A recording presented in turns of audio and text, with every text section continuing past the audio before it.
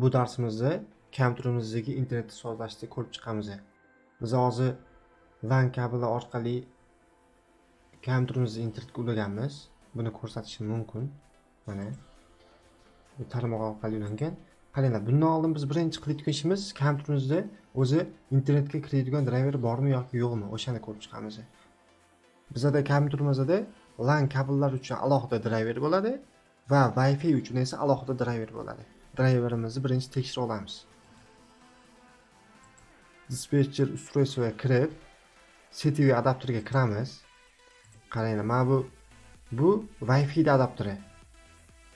Ya'ni Wi-Fi driveri bizda demak mavjud ekan. Agar mavjud bo'lmasa, bu bo'lmaydi yoki bo'lmasa X turgan bo'ladi. Bu esa tarmog'imizning driveri. Sizlarda ham xuddi shunday bo'ladi. Tarmoqlaringizdagi alohida bo'ladi, ya'ni kabel orqali ulanayotgan internetga alohida bo'ladi va Wi-Fi dagi esa alohida bo'ladi.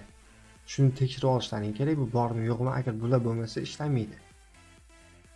Bular bo'lmasa shu driver pak orqali driverlaringni yangilab olishlaring mumkin.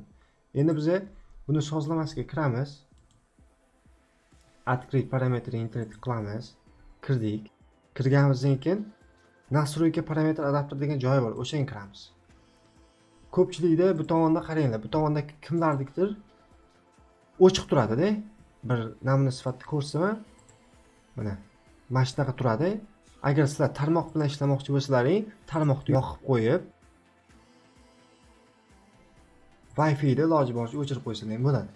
Hozir bizda ikkalasi ham bor. Biz asosan tarmoq orqali ishlayapmiz. Tarmog'imizni yoqib qo'ydik. Agar sizlar tarmoq bilan ishlamasalaring, tarmoqni o'chirib qo'yinglar-da. Faqatgina Wi-Fi ni yoqib qo'yinglar. Bo'ldi. Shundagina sizlar adashmovchilik bo'lmaydi-da. Faqat Wi-Fi orqali kiradi yoki bo'lmasa faqat tarmoq orqali kiradi. Endi Wi-Fi ga kirishni o'rgataman. Qaranglar, birinchilarda shunaqa oyna chiqadi o'zi. Bizda hozir tarmoq ulanmagan. Kiramiz, podключетga bosamiz. Bosganimizda sizlardan avval parol so'raydi. Biz oldin ulanganimiz uchun parol so'ragan yo'q. Sizlardan parol so'raydi. Parolni terasizlar va kirasizlar, bo'ldi. Wi-Fi avtomatik ulanadi sizlarga.